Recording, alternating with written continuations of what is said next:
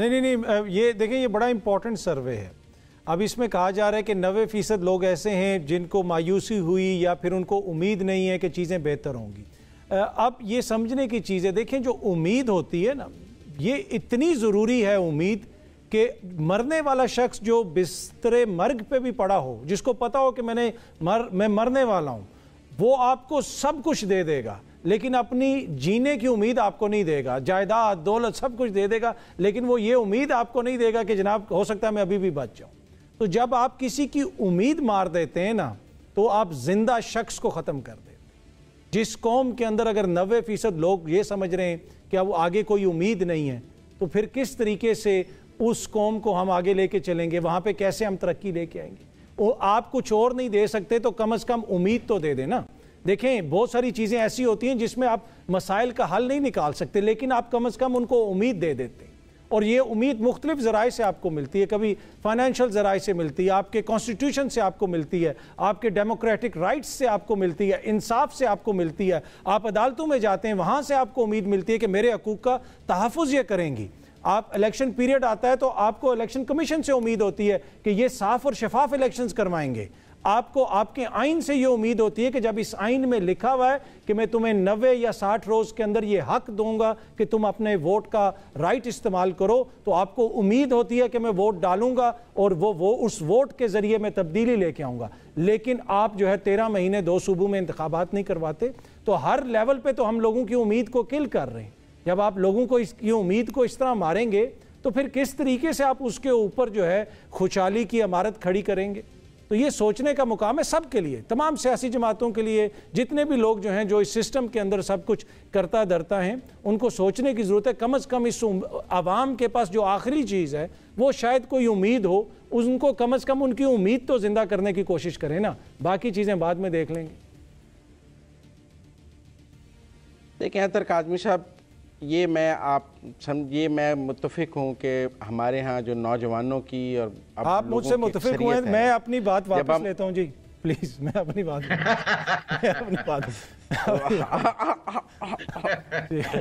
میں آپ سے متفق ہوں. آپ بات واپس بھی لیں تو میں آپ سے متفق ہوں کہ ایک نیشنل بیہیویئر نظر آتا ہے ڈس اپوائنٹمنٹ کا. ایک نیریٹو بنا ہے جی کچھ ہو ہی نہیں سکتا، جی اس ملک کا کچھ نہیں ہو سکتا. ایک نیشنل نیریٹو بنایا گیا ہے بڑی محنت سے.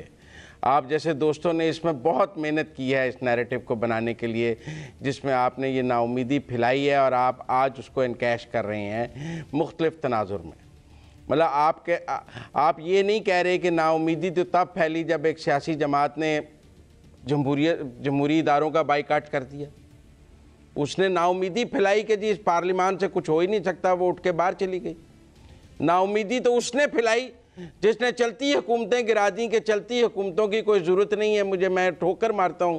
اور اس نے کہا کہ حکومتوں کو گرا دیا، توڑ دیا اسمبلیوں کو بے وقت کر دیا. چلتی حکومتیں کسی توڑ دیں، کہیں مثال ملتی ہے آپ کو؟ کوئی قومی اسمبلی کے بائیکاٹ کی کوئی مثال ملتی ہے آپ کو؟ یہاں سے نا امیدی شروع ہوئی.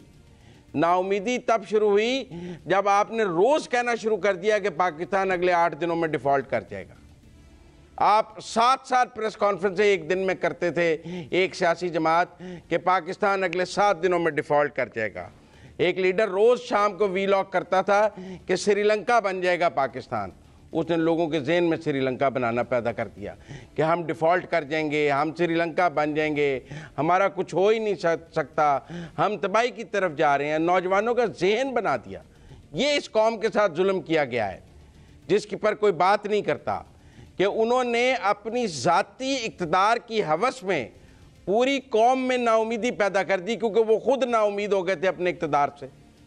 ان کو اقتدار کا راستہ نظر نہیں آ رہا تھا، وہ قوم کو نا امید کرتے جا رہے تھے. ان کے جانے کے بعد میں سمجھتا ہوں کہ جب سے وہ جیل گئے ہیں پاکستان میں خوشحالی ہے، ہم بہتری کی طرف جا رہے ہیں. وہ جو ریڈ لائن اور زمان پارک کو 9-0 بنانے کی سیاست تھی، اس نے پاکستان کو تباہ کر دیا. شوکت ترین کی اس آڈیو کال میں جس میں 2 فینانس منسٹرز کو کہہ رہے تھے کہ IMF کو خط لکھو تاکہ پاکستان کو پیکج نہ مل سکے. ایک ان میں سے کہہ رہا تھا کہ اس سے پاکستان کا نقصان ہو جائے گا. وہ کہہ رہے تھے پاکستان کی فکر نہ کرو، تمہیں اپنے لیڈر کی فکر ہونی چاہیے، پاکستان کی فکر نہیں ہونی چاہیے. دیکھو نا اس کے اوپر کتنے مقدمے بن گئے ہیں، تو ہم IMF کو بھی خط نہ لکھیں.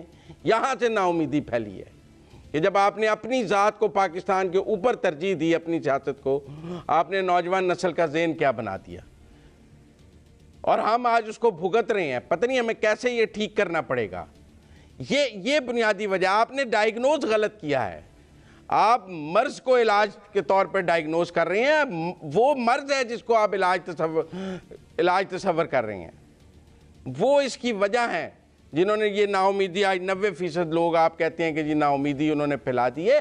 اس قوم میں بہت جان ہے. جس قوم میں 60% نوجوان ہو وہ تو کچھ بھی کر سکتی ہے. اتنا ہیومن ریسورس ہے ہمارے پاس. یہ 2-4 کام نگران حکومت نے کیے ہیں. 58,000 پہ سٹاک ایکسچینج ہے، ڈالر واپس نیچے آ رہا ہے، IMF سب کچھ سیدھا ہو رہا ہے. کہاں گئیں ڈیفالٹ کی باتیں؟ مجھے وہ ساری پریس کانفرنسیں نکال کر دکھائیں، ان کی تعداد گن کے اتر آدمی صاحب، جن میں پاکستان کے ڈیفالٹ کی باتیں کی گئی ہیں ذہن بنانے کے لیے. کوئی سیاسی پارٹی روز کہتی ہے آج پاکستان ڈیفالٹ، میرا ملک ڈیفالٹ کر جائے گا. میں اس پہ ذرا اس لیے ہمیں یہ ذہن سازی پر توجہ دینی چاہیے، اور یہ پاکستان کے ساتھ دشمنی کی گئی ہے. جی مزمل صاحب، یہ جو ابھی آپ نے کرونا کے مریضوں کو پولیو کے قطرے پلانے کی کوشش کی ہے نا، یہ اس طرح آج کل کے دور میں یہ ہو نہیں سکتا.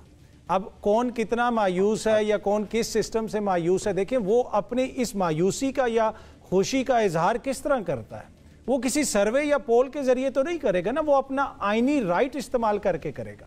آپ نے اس کا آئینی رائٹ کرٹیل کر دیا. ہمارے بزرگوں نے ایک بڑے سانے کے بعد 50 برس قبل ایک عمرانی معاہدہ، یہ وہ والا عمرانی نہیں ہے جس کو سن کے آپ کو غصہ آ جاتا ہے، میں سوشل کانٹریکٹ کی بات کر رہا ہوں. اس معاہدے کے اوپر انہوں نے ایگری کیا، اور اس معاہدے میں لکھا ہوا تھا کہ آج کے بعد ہم عوام کے رائٹس اس طرح کرٹیل نہیں کریں گے.